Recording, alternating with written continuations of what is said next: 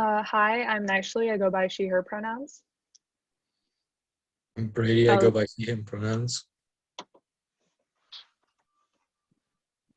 Laurel, she, her pronouns. Anook, she, her pronouns. And today we are going to be talking about the docudrama, The Road to Guantánamo, that was filmed by his name is Winterbottom, I believe. It's from the year 2006. And it follows the story of the Tipton Three, which were three British men who were detained by the American military after being, after the Taliban surrendered to the Northern Alliance, and they were taken to Guantanamo Bay, where they were subsequently tortured and held for years without trial. So that's docudrama we're going to be talking about, and we're going to be talking about it in relation to two articles talking about docudrama and documentary. But first, I think we should start off with the whole question of the bond of trust that exists within this genre before we get into like a deeper analysis of the film itself.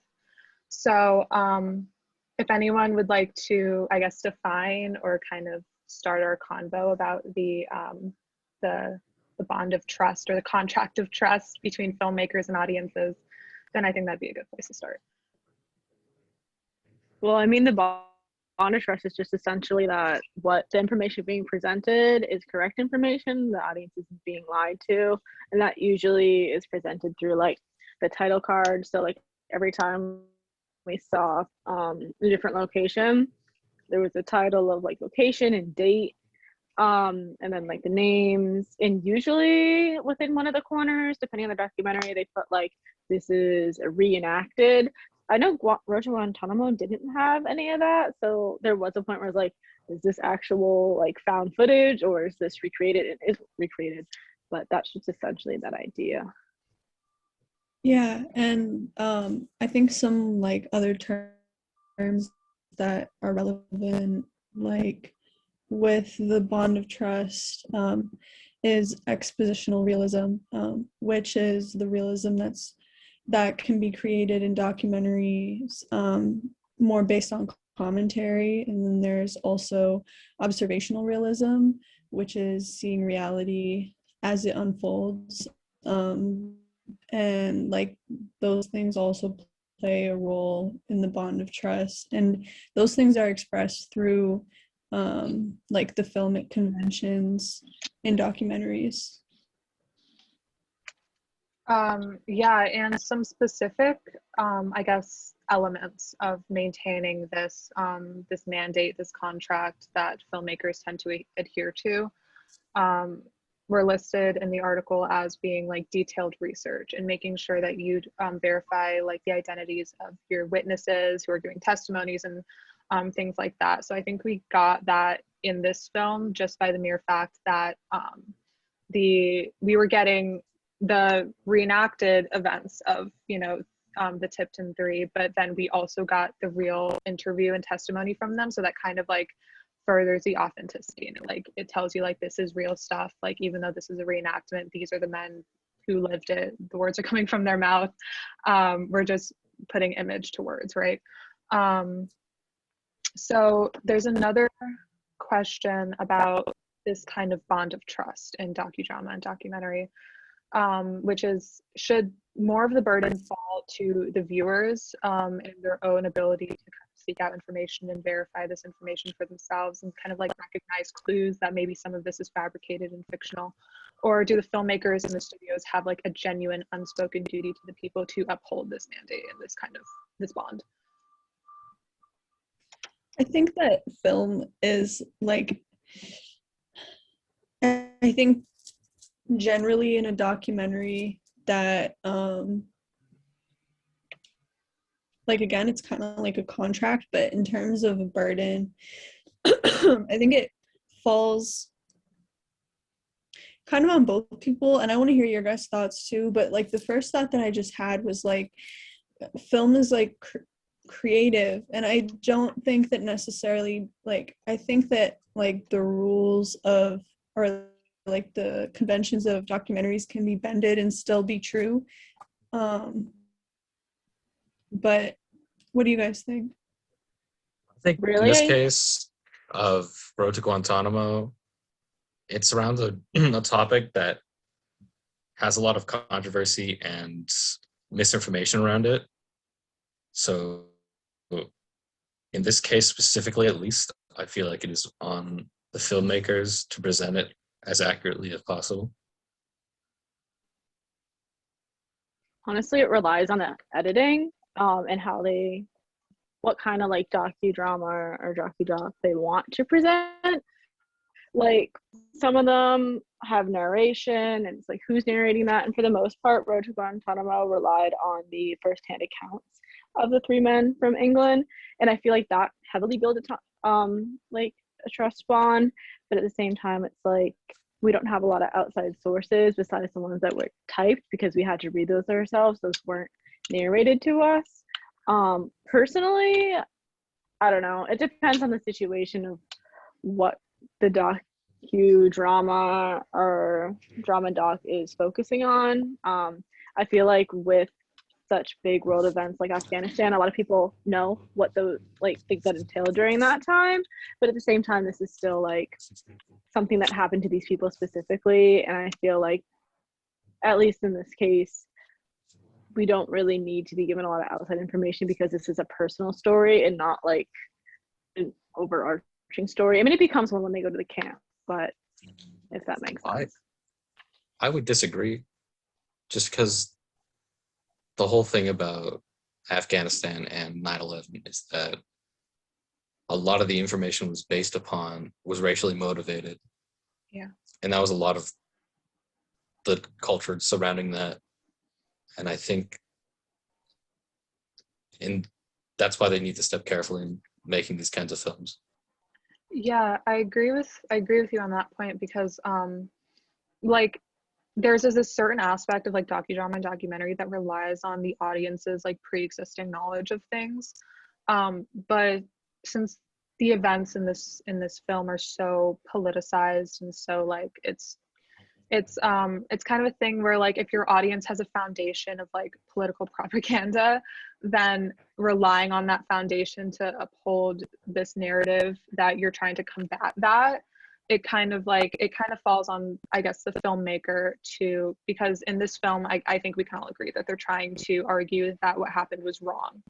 And so if everyone watching it or an American audience more specifically watching it has this kind of foundation that what happened in Afghanistan was justified, the war on terror, we're trying to national security, all that stuff, then like it falls on the filmmakers to be like, actually this pre-existing knowledge you have maybe isn't the best.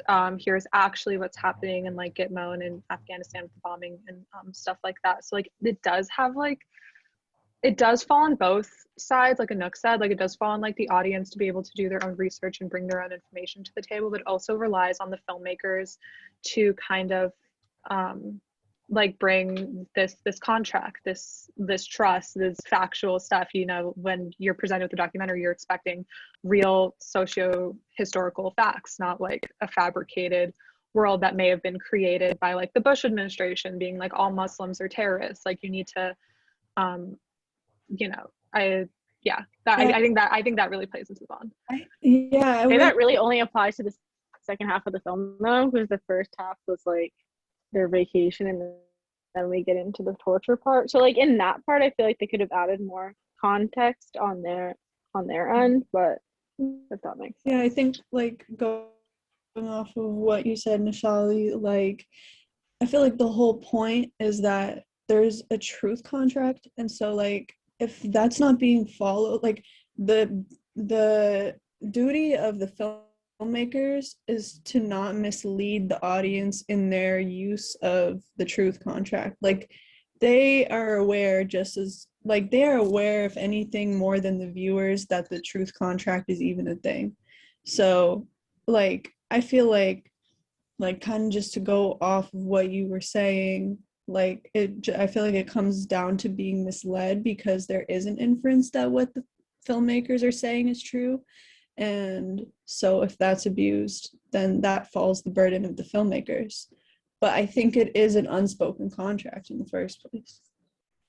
But is there any other thoughts about this question, or do you guys want to move on to the second question?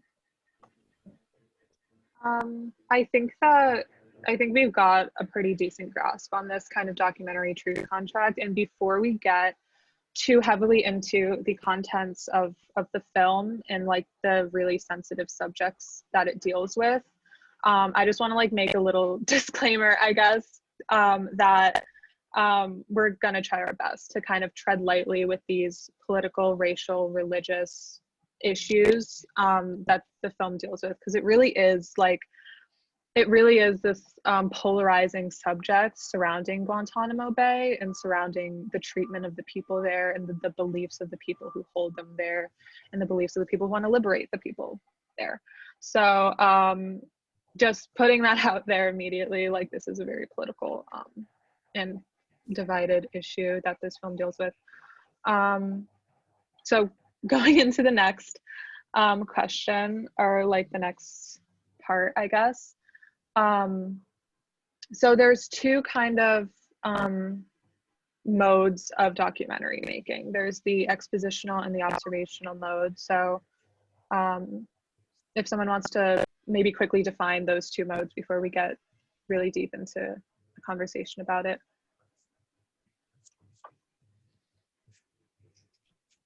I can do it. So go ahead. You go? Okay. So observational realism is in documentary making is realism that would remain unperturbed by undisturbed by the presence or the absence of a camera. So it's just purely capturing raw events without interference from a crew or a filmmaker. And then expositional realism is less interested in like strict observation and is more willing to synthesize image and word to produce an intentional outcome. So like they kind of build their film, acquire the information and present it to the audience in a way that produces a specific opinion in the minds of the audience after watching the film. Whereas observational is just kind of like, here's the facts, form your own opinion. So sorry, really quickly. So we have those two. Which one would you guys say that this film, I guess, adheres to? I think it really relies on how much you know about the source material, because if I'm being honest, I don't know a lot about the source material. So I would assume that it is observational, but I cannot be 100% sure. Yeah, and that's totally fair. The source material, I think I mentioned earlier, is kind of like in America, you get this view of Afghanistan and terrorism, and then you kind of get the real view of it. So in my opinion, I think it's more expositional, just by the way that like in the film they say, it's like at the very end of the film, they say things like there's 500 people still in Guantanamo Bay, none of them have been convicted or guilty of any charge, only 10 of them have ever been charged, they're being tortured and stuff like that. So I think in presenting this, and in specifically presenting an instance in which people were wrongly held there and tortured without trial, they're trying to get an outcome, they're trying to get an opinion from the audience that what's happening in Gitmo is bad.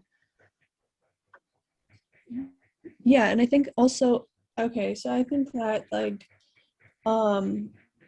if I'm correct, I noticed multiple things in this film. So one, it seemed like a majority of this was acting, like a majority of this was not like right. And then there was the interviews, and then there was some footage. It seemed like there was some footage from like old footage.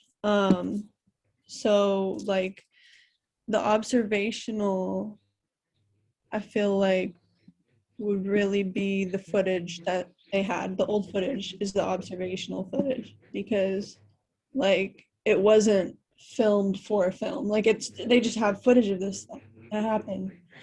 And the expositional, I feel like we can talk about, like, do you guys think the interviews are expositional or observational? Because that could be a debate, because I mean, I would say it would be expositional, because those, as much as those people were really there was an intention of the interview and an argument, you know, they have their own argument.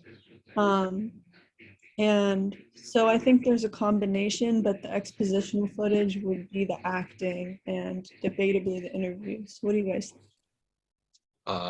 I think the acting just makes up like what a docudrama is in general. I don't know if that would be observational or expositional.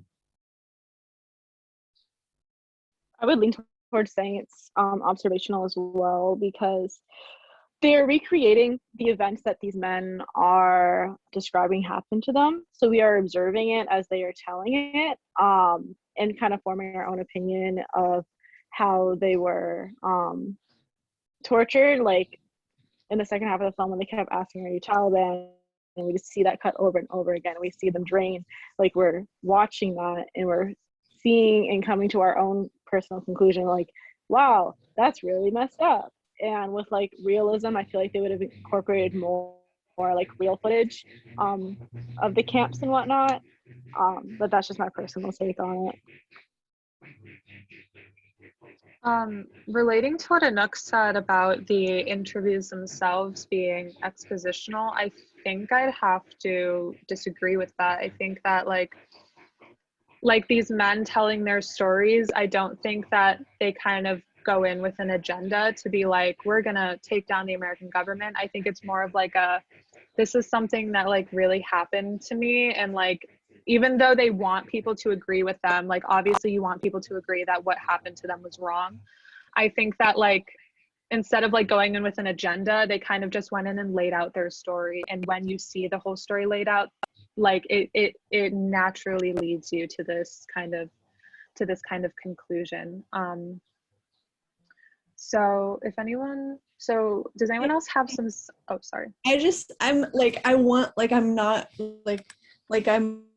to like kind of work out this thought. So like, I feel like if observationals, like, it would, the camera being there, I guess you have a point in that, because I guess technically, like, if the camera wasn't there, maybe he would still be having that conversation. But I'm feeling like those people, like, yes, they were going to tell their story, but they knew they were going to be in front of a camera, kind of like what the professor, and the analogy that the professor gave about how like people act different when the camera is on, like, even if it's like they're just acting polished.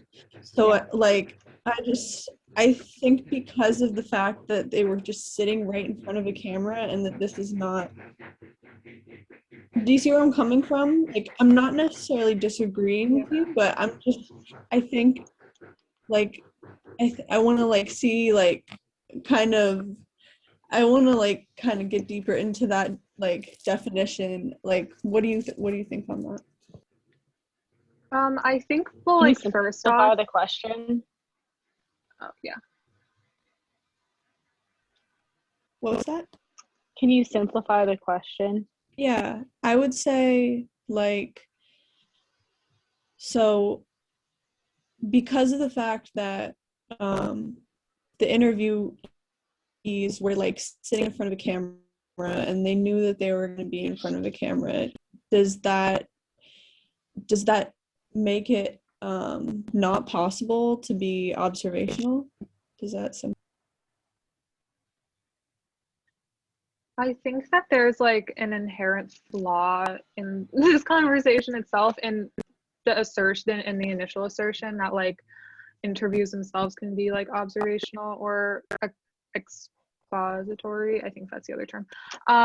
Because in the article that we read, interviews fall under the interactive form of documentary filmmaking. Interactive being like, instead of trying to negate the presence of a film crew, or the fact that a documentary is even being filmed in itself, there's like like an intentional inclusion of the interview process and the asking of questions and things like that.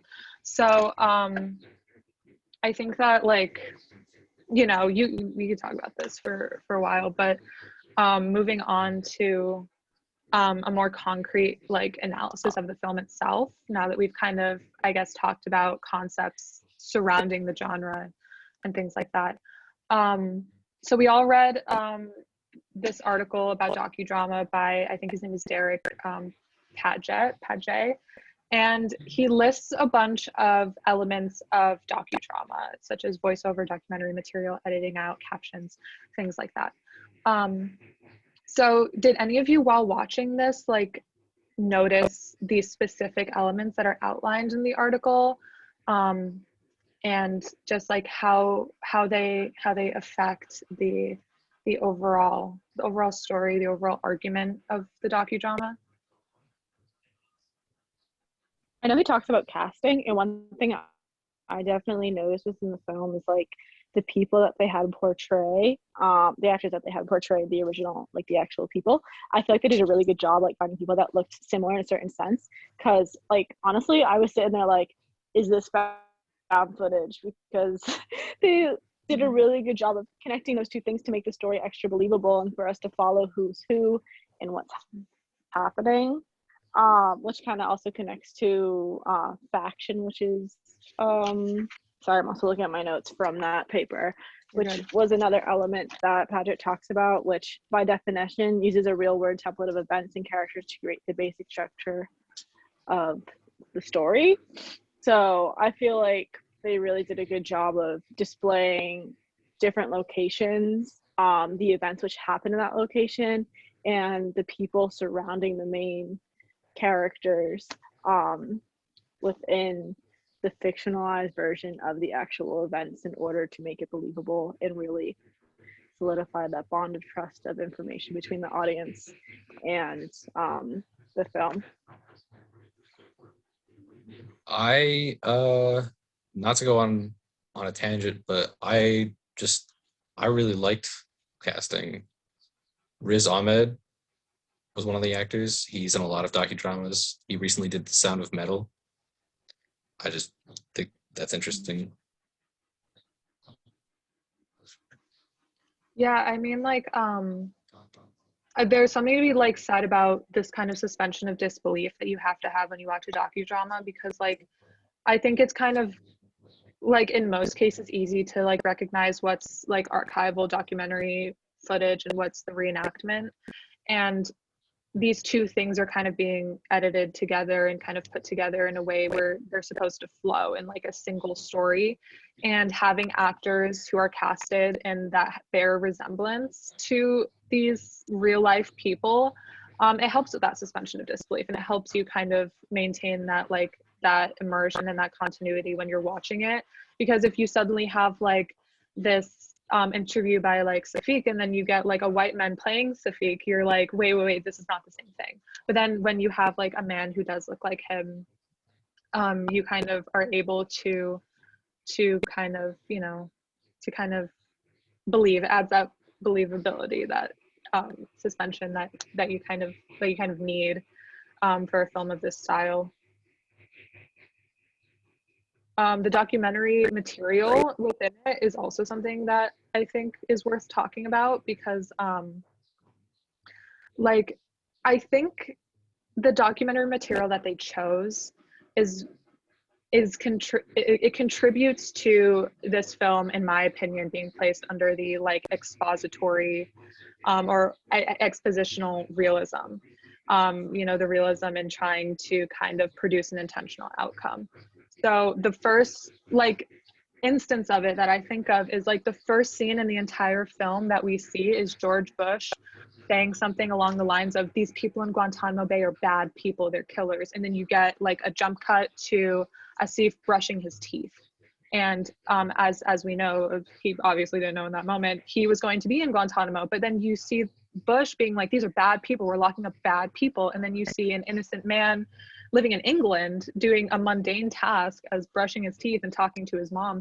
That documentary material, like the picking and choosing of these hypocritical statements by the United States government, and then kind of then presenting you with the experiences of these three men, it does produce an intentional outcome. It does make you think that the United States government made a mistake or a flaw in some way in what they did to these detainees, to these men in Gitmo. Does anyone else have any kind of thing to say about the documentary material, or like the specifics? That kind of, if we're going to go back like 2 steps, that reminds me, I think that relates to the expositional aspect of this, because, and I'm remembering now, a lot of the shots while they're being tortured are cut alongside like shots of them playing baseball or whatever together. Yeah. And I think that lends itself to the expositional part of it rather than the observational. Yeah, it's like I forget like the you know, the particulars of it, but like when they're in the cages in Guantanamo, you see, I think it's Ruel, he's like daydreaming, and you get flashbacks to when him and his friends are like just hanging out and being normal people, and then suddenly they got, by the unluckiest, I think, turn of events ever, thrown into the situation where they're being, you know, broadcasted to the entire world by the president of the United States as being terrorists and bad people and things like that. So you get like, you know, there's no question that these people were innocent, and you're like, there's no question that like what happened was wrong, and like in doing that you're just like solidifying it, and you're creating this intentional outcome of like the audience rallying behind this cause of like the horrific conditions in Guantanamo Bay, Cuba. It's truly, I think, inhumane, violation of Geneva Conventions and basic human rights. I thought it was really interesting that some of the shots within the like reconstructed scenes were kind of like point of view shots of a sense that were like observational. Like the first time they meet the officer and they brings him out and he's like, "You speak English," and starts interrogating him. The shot is from behind the like bars, and you see like a single hand of somebody, so you're not really seeing these people within this space watching. It's like you are in that space watching, and I thought that was really interesting. Additionally, kind of besides the point with the suspension of belief, all the officers and government officials we see, we never got an interview from any of them, which was interesting. It kind of makes you think which one of these people are real and who is created for the sense, for the, not the sense, but for the purpose of the docudrama. Did you guys notice, this may have just been really good film, like or just use of everything, but it seemed like some of the interrogation scenes were like actual footage compared to other ones. Did you guys get that impression?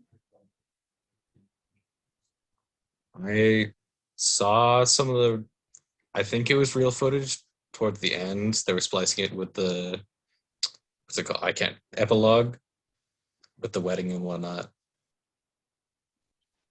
I want to assume some of the bomb shots were probably also real, but I couldn't say for sure.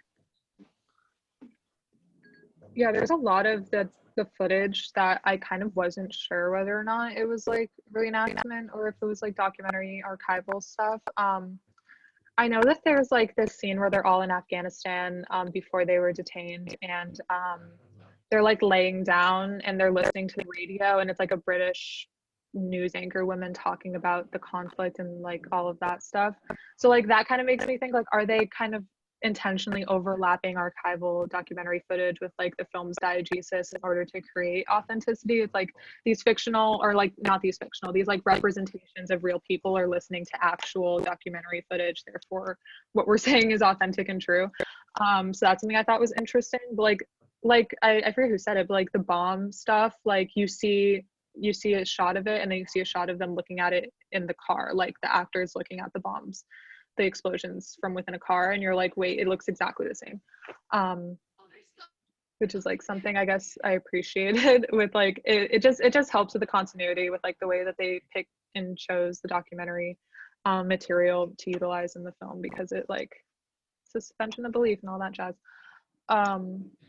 But there is something with docudramas and in specific the documentary material, and that's like the change in, I guess, quality of the footage, and how you go from having this like really clear like reenactment, like interrogation scene. Like for example, there's a scene when Asif is being interrogated in Gitmo, and then you get a cut to like a really grainy archival like footage of like that's like real, obviously, and it kind of cuts back and forth, and it kind of, I think it contributes to this, I guess, like this, I don't know, authenticity. I keep saying that word, like there's no better word for it.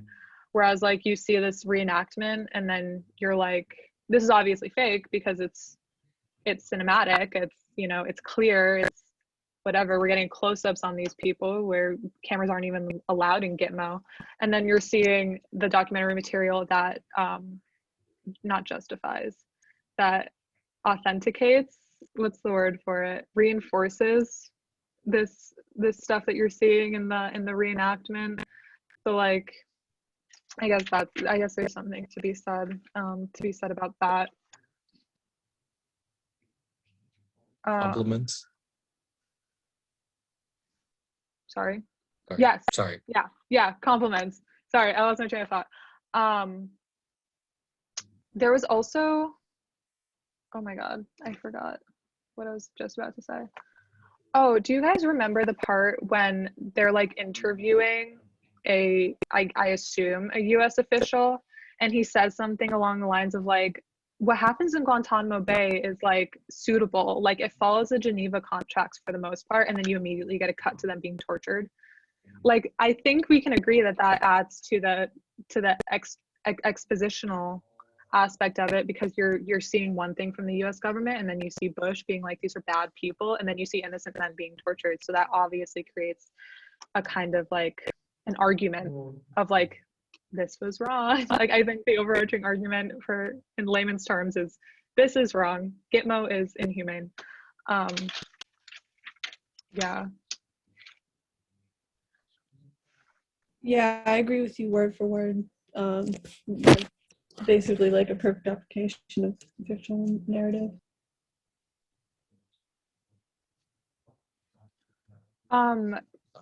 There was, before we kind of, I guess, move on, there was one part of Paget's article about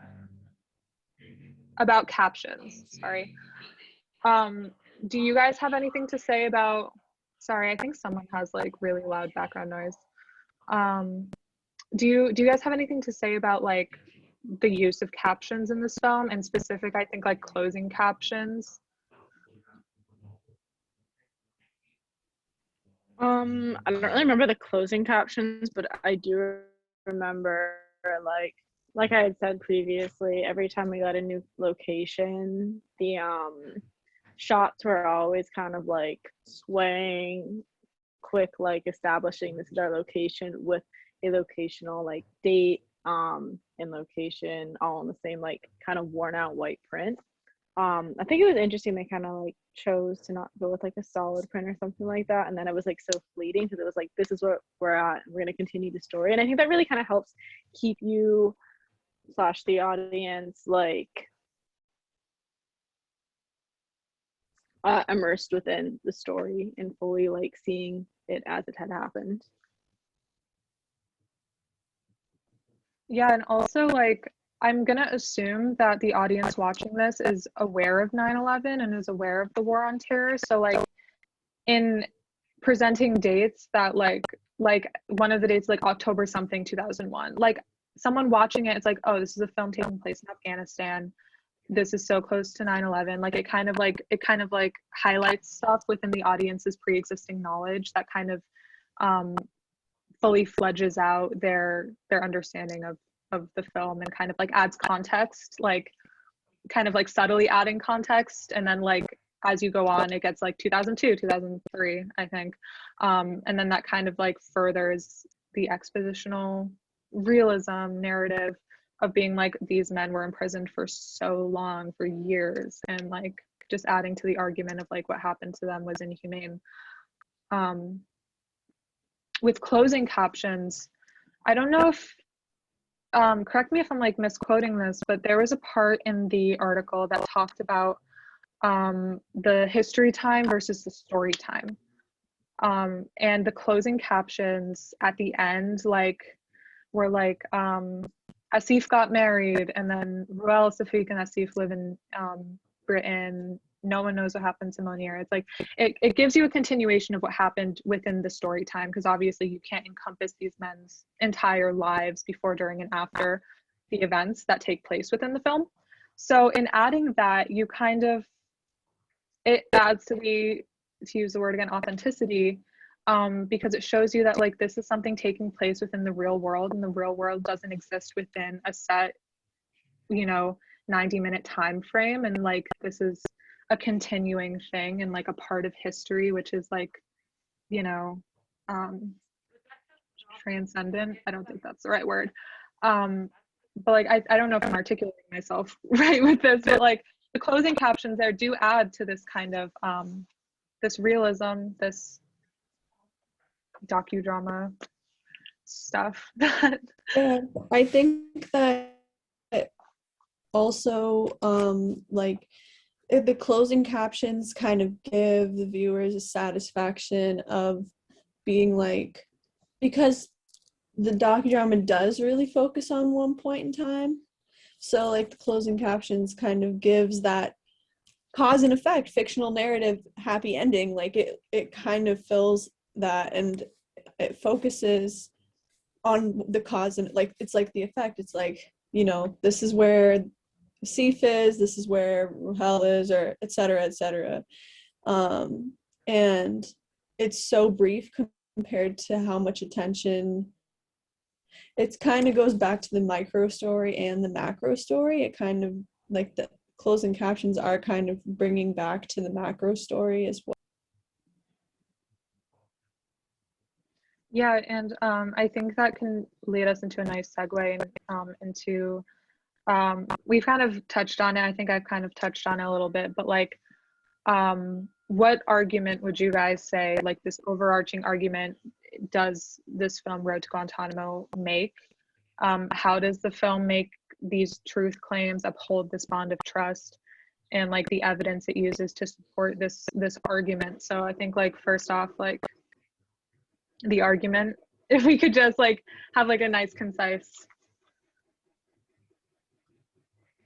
I think the clip of Clinton, or his president, sets it up directly. As he says, there's nothing wrong going on in Guantanamo. That is exactly the argument that they're making, that there is something gravely wrong going on in Guantanamo. Yeah, like it's commentary on like the US government and like this thing that they've been trying to like cover up, and this thing that they've been getting away with in Gitmo. Like the hypocritical nature of the US government, and like as seen through, you know, the story of these men. I think Anouk mentioned the macro versus the micro story. So the macro story would be the war in Afghanistan, the war on terror, and then the micro story would be the treatment of these three men in Guantanamo Bay, which highlights the inherent flaw, I guess, in the macro story, which is the treatment of these detainees and the lack of trial, the lack of civil rights, I guess. So I think it would be safe to make the assertion that this film is critiquing the US government itself, like as an institution and its practices. And I was interested in like maybe one or two examples that you guys might have, and like how it makes this argument. Definitely with the interrogation, because we get so many shots and sequences of that, and as it slowly progresses, one, we see the main characters, the story, like how worn out they get, and they're like, who do I trust, because all these different officers are telling them different things, and it gets to the point where they're like, oh, sign these papers that says like X, Y, and Z, and all those X, Y, and Z things, they're not true. They show them images and videos. They're like, you're here with Osama bin Laden, and they're like, that's not us, and it's not them, and it's like all this falsification, and it's just like, who do we, like, of course we trust the people telling the story, but it's like, who within our own government can we trust? What information that they have given us can we trust? Yeah.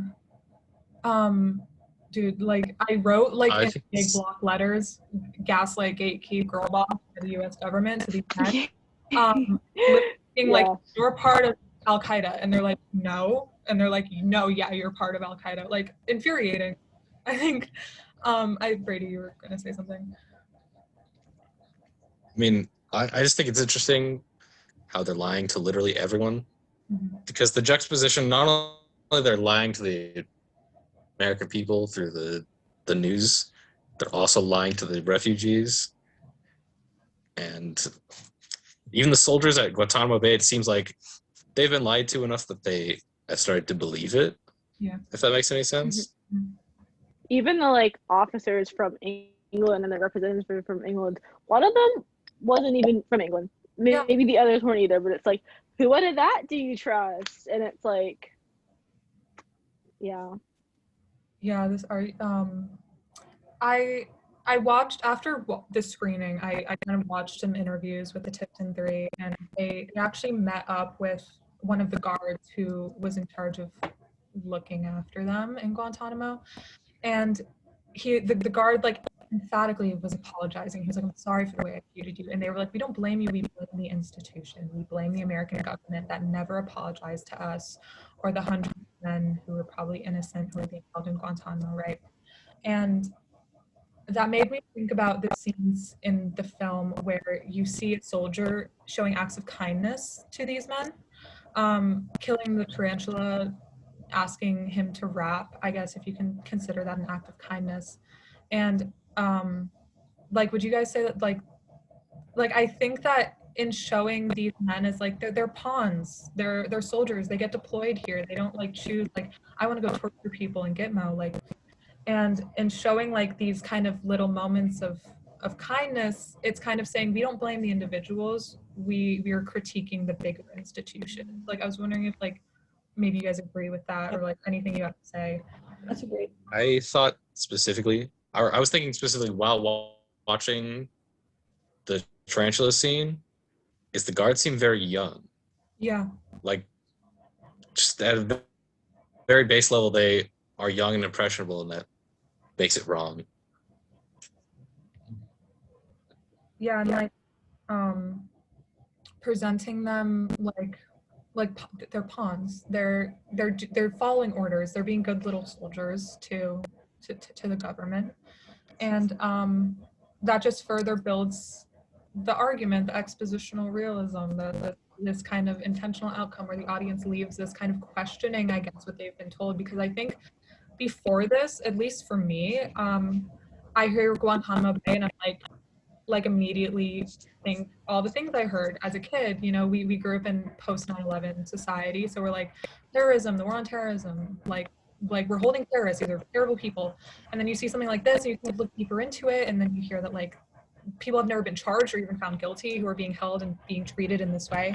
Like, currently, the orchestrator of 9/11 is still in Guantanamo. He's being tried this summer, and his lawyers are actually fighting for I think Laurel mentioned how they got confessions after brutal torture. And that's how they got the confession of the guy who orchestrated 9/11 is through brutal, like after brutal torture. He was like, yeah, I did it. And the US government it refuses to release records of the practices in Guantanamo Bay. So not only are they kind of like, the institution itself is like withholding information, is kind of preventing the whole 9/11 and the war on terror from like coming to a close with justice through their deliberate withholding of this information of their actions. It's like, you know, this film just it makes you question, it makes you think about like these things, and it makes you like kind of dismantle the stuff you've been fed your entire life, I guess, at least living in America. Let's see, I think we covered most of the stuff. Is there anything like cinematography or like just little stuff you guys maybe want to touch on this film? I liked how during like the flashbacks that there were warm lighting, and that was not, I would say that was more like mise en scène, like editing, but like that was something that I liked. I also felt like this film benefited from, I think something that made it like dramatic was the editing, like the cuts between, especially in the interrogations, the cuts were so quick, and it was kind of dysfunctional, like in the cinematography, like it's not, like I think things were just kind of chaotic, that you weren't really paying attention to the cinematography in the interrogation moments, more so how fast the cuts were moving. But those were two things that came to mind that I liked. Yeah, I think I really like the use of montage. Sorry, did you want to go on? no, you go.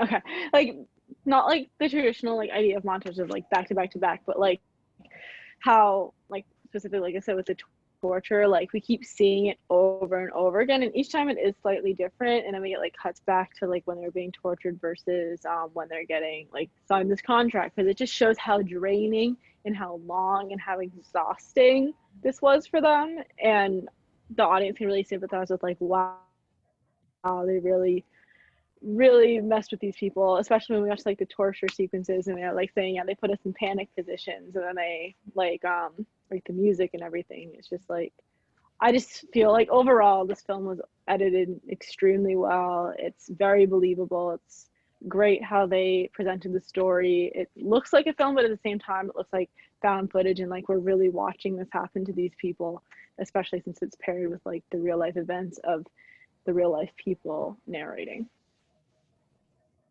Yeah, that scene when they're listening like heavy metal and they're in the stress position, like like you're getting the cuts and then the overwhelming music, and then we only see that scene for like what, a minute, and they were in that position for 8 hours at a time, like, and like even like the people held here are being told to us that they are terrorists by the US government, and then you're getting confessions through these ways, which is like inherently unjust, because then even though you think you're doing the right thing, you're going to bring it to court and you're going to try them, and then immediately you're going to get hit with the fact that you got this confession out of torture. Like, can't wrap my head around. But like, just like, I know Brady was like next to me in the screening, and like when the lights start flashing and like the heavy metal comes on, like I'm in my chair like squirming, like it creates this like visceral reaction that like you can't even imagine what these men went through. Like, I had to like cover my eyes with the strobing lights, because I was like, it's too intense, and it's like I don't get overstimulating. squeamish. Like, I'm not a squeamish person. Yeah, neither am I. Stuff like this, especially when it's established that it's a true story, it makes me sick. It makes me feel icky. Like, I think I agree. I think it's also part of it was like we didn't really know if it was diegetic or non-diegetic music, and I think that kind of added to what messed with us so much, because it's one thing to be in like confinement, but like then we're in a theater, so we get the full experience, but like then with the music too, I honestly did not I would assume they were in silence, but hearing the music, I was thinking, is this diegetic? Is this non-diegetic? But it just Yeah, and I am very squeamish, and a lot of the scenes were very hard to sit through. They did a really good job with that. Really quickly before we I guess wrap it up, like the relationship between Road to Guantanamo and fictional narrative cinema, like this is a docudrama where we're witnessing real, not a real world, a real political, cultural, whatever events, historical events. And whereas like in fictional narrative cinema, you have this kind of fabricated world where like here the the cinematography and the footage and the editing was employed to create an outcome and ideology about the US government, about their practices, whereas like in a narrative film, it's used to like further the plot and create an aesthetic, you know, nice viewing experience. Like, before we wrap it up, is there like anything that you guys have to say just finally about like the relationship between Rose Guantánamo as a docudrama and then fictional cinema? I feel like we. Sorry, you No, go. go ahead. It's fine. I feel like we already touched on it, honestly, with the observational and expositional, because, like I said, with the splicing of them like playing sports or hanging out, like you don't need that in a documentary. That is an aspect of film rather than informational. And I think that's how that relates. Yeah, like the drama part of this I documentary. would say like it's always going to be. I was gonna say it's always going to be like close to narrative film because they are taking these events and they're telling them in a certain way to build a plot how they want to come across their information. And we're never going to see the actual footage of these people because there is no actual footage unless the government had some kind of recording of them being tortured, of which they will never release because they will never admit to that, if that makes sense. Yeah, just really quickly, like what Brady said about like the flashbacks to their lives before Gitmo, like I think docudrama, something that it does that documentary doesn't, is like focus on these characters, these people and like their lives and like fully fledged individuals, and they kind of like add backstory and add depth to like them as people. Like a documentary would be like, these were men from Britain, but then in this docudrama you get like, these are men who were tortured, but they like stuffed crust pizza and they had completely normal lives, and one of them's gonna get married. So like, yeah, like there's obviously a clear divide between docudrama and narrative cinema, which is, I think, we've kind of beaten to a pulp in this episode. All right, great. Is there final closing comments, concerns? All right, awesome. I'll see you guys. Actually, I won't. This is our last one, so peace. Oh, shit. All right, see ya.